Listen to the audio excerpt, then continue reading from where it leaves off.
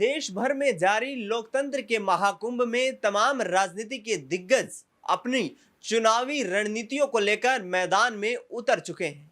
इसी बीच आपको बता दें कि अमेठी सीट और रायबरेली सीट, जो कि उत्तर प्रदेश में गांधी परिवार की परंपरागत सीटें मानी जाती रही हैं, आजादी के वक्त से लेकर ही लगातार कांग्रेस पार्टी के समर्थित उम्मीदवार वहां से चुनाव जीतते रहे हैं। ऐसे में 2019 के लोकसभा चुनाव में जहां स्मृति ईरानी ने राहुल गांधी को अमेठी लोकसभा सीट से करारी शिकस्त दी थी, उसके बाद उन्होंने केरल के वायनाड से चुनाव जीता और देश की संसद भवन तक पहुंचे थे। लेकिन 5 साल गुजर चुके हैं, अब परिस्थितियां कुछ अलग हो चुकी हैं। पिछले दिनों राहुल गांधी ने भारत जोड़ो न्याय यात्रा की। उस न्याय यात्रा के दौरान अमेठी का भी दौरा किया।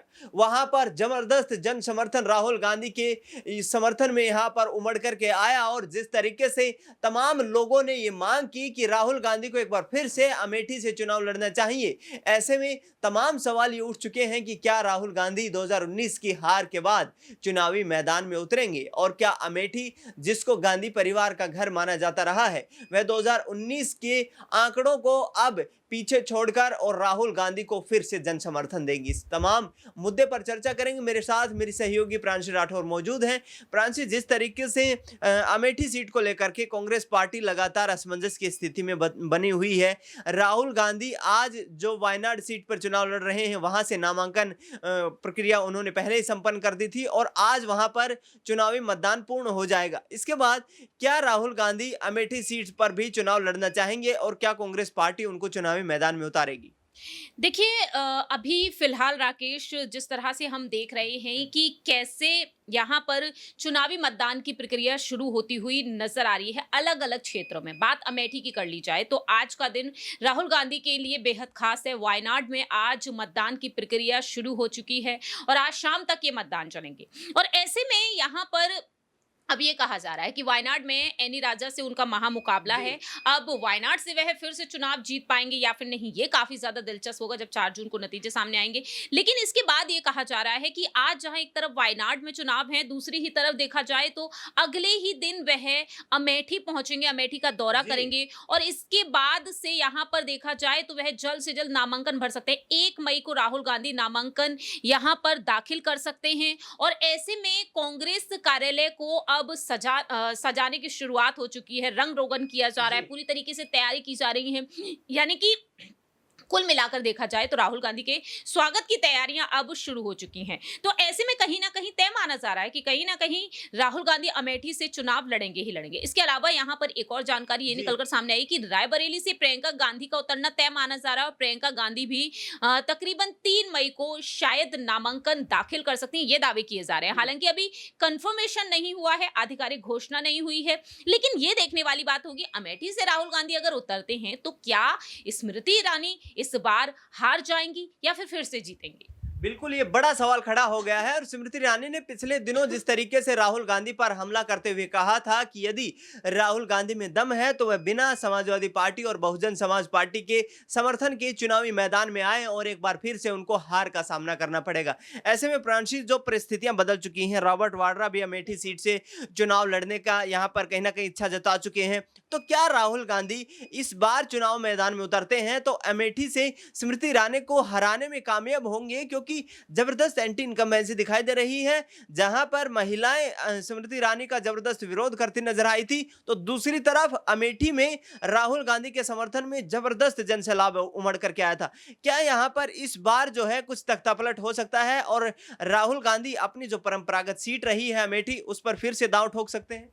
देखिए, राहुल गांधी को लेकर जैसा कि मैंने आपको बताया है कि 1 मई को नामांकन वह भर सकते हैं। एक बड़ा दांव वह स्मृति ईरानी के खिलाफ खेल सकते हैं। 2019 में राहुल गांधी उतरते तो हैं, लेकिन स्मृति ईरानी उन्हें हरा देती हैं। लेकिन लंबे वक्त तक राहुल गांधी यहां से चुनाव जीतते हुए नजर आए हैं, सांसद बने हैं। लेकिन इसके बाद राहुल गांधी को एक बड़ा फायदा यह भी मिला कि एक तरफ नुकसान हुआ कि अमेठी में उनकी जो सत्ता रही वहां से चली गई, उनकी सत्ता, उनकी कुर्सी चली गई। लेकिन वायनाड से भी वह चुनाव लड़ने पहुंच गए तो वायनाड से जीत जाते जाते हैं। वायनाड की जनता के लिए भारत जोड़ो न्याय यात्रा के बाद वह एक पत्र भी लिखते हैं और इमोशनल होते हुए नजर आते हैं। इस बार ये देखना होगा कि राहुल गांधी वायनाड से चुनाव जीत पाएंगे या फिर नहीं।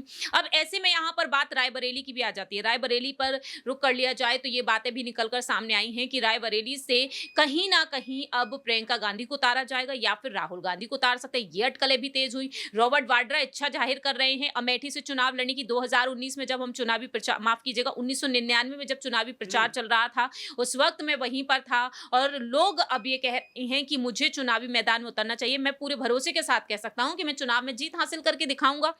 बैनर्स पोस्टर की लगने की शुरुआत वहां पर हो चुकी है रॉबर्ट वाड्रा के। तो एक चुनावी माहौल बनाए जाने की शुरुआत अमेठी में जोरों शोरों से चल रही है। ऐसे में यहाँ पर एक सवाल ये भी उठ जाता है दिनेश कि वरुण गांधी का नाम निकलकर सामने आ जाता है। वरुण गांधी को लेकर ये कहा गया कि बीजेपी पीलीभीत से उनका टिकट काटी है तो परिवार के सदस्य के खिलाफ उन्हें उतारेगी। ऐसे में अमेठी से उन्हें उतारा जा सकता है या फिर रायबरेली से। लेकिन आज जो बड़ी खबर निकलकर सामने आई, ये कहा गया था कि वरुण गांधी ने समय मांगा है प्रियंका गांधी के खिलाफ उतरने के लिए।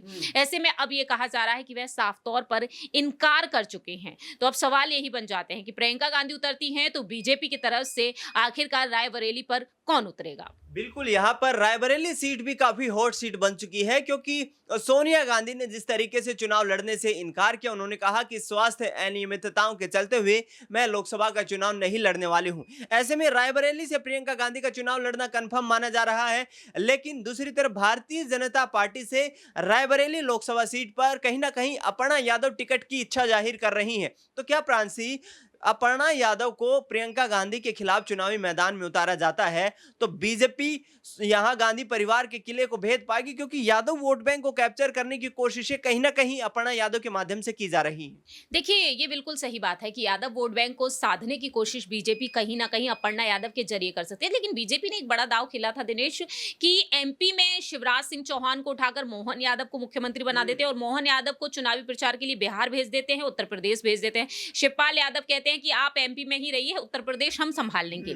तो ऐसे में यहाँ पर जब शिवपाल यादव का वो बड़ा बयान आता है तो बीजेपी एक बड़ा दाव अपर्णा यादव के जरिए भी खेल सकती थी अपने खेमे में। मैनपुरी हो, आजमगढ़ हो, कन्नौज हो, इन तमाम सीटों पर वह चुनाव लड़ने के लिए इनकार करती है। लेकिन अभी यहाँ पर बीजेपी एक बड़ा दाव खेल सकती है, वो है रायबरेली पर। और रायबरेली पर अगर अपर्णा उतरती हैं जो कहती हैं कि मैं चुनाव में जीत हासिल करके दिखाऊंगी, तो ऐसे में देखा जाए तो इससे जो बढ़ावा मिलेगा वो अपर्णा यादव के चलते मिलेगा तो मिलेगा। अपर्णा चाहे बीजेपी में रहे, चाहे यादव कुनबे की तरफ और समाजवादी पार्टी की तरफ फिर से रुक कर जाएं, ऐसे में अपर्णा यादव दोनों ही तरफ बढ़ावा देती हुई नजर आएंगी। क्योंकि ये कहा जा रहा है कि ऐसी ही स्थिति अगर उनकी बनी रहती है, उन्हें कुछ नहीं मिलता है, तो वह समाजवादी पार्टी की तरफ वापस जा सकते हैं। शिवपाल यादव भी चाहते हैं, डिंपल भी चाहती हैं।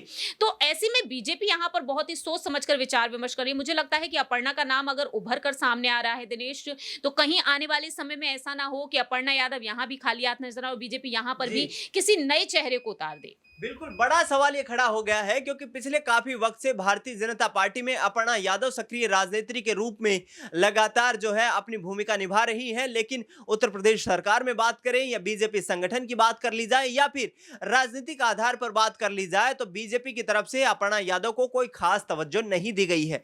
लिहाजा अभी तक स्टार प्रचारकों की जो सूची जारी की गई है उसमें भी अपर्णा यादव का नाम शामिल नहीं है। ऐसे में पिछले दिनों जिस तरीके से शिवपाल यादव ने कहा कि अपर्णा यादव हमारे परिवार का एक अभिन्न हिस्सा है, तमाम जो है वापसी की कयास वहां से लगे कि समाजवादी पार्टी में आएंगी। लेकिन अब रायबरेली सीट से चुनाव लड़ने की इच्छा जताकर अपर्णा यादव ने एक नए सियासी घमासान को यहां पर और ज्यादा हवा दे दी है। अब देखना यह होगा कि क्या प्रियंका गांधी के खिलाफ और कांग्रेस पार्टी के खिलाफ भारतीय जनता पार्टी रायबरेली लोकसभा क्षेत्र से अपर्णा यादव को टिकट दे करके अब चुनावी दांव खेलती हुई नजर आएगी। फिलहाल प्रांसी, आपने तमाम जानकारी साझा की, आपका बहुत बहुत शुक्रिया। देश दुनिया की तमाम बड़ी खबरों के लिए आप देखते रहिए SPN 9 न्यूज।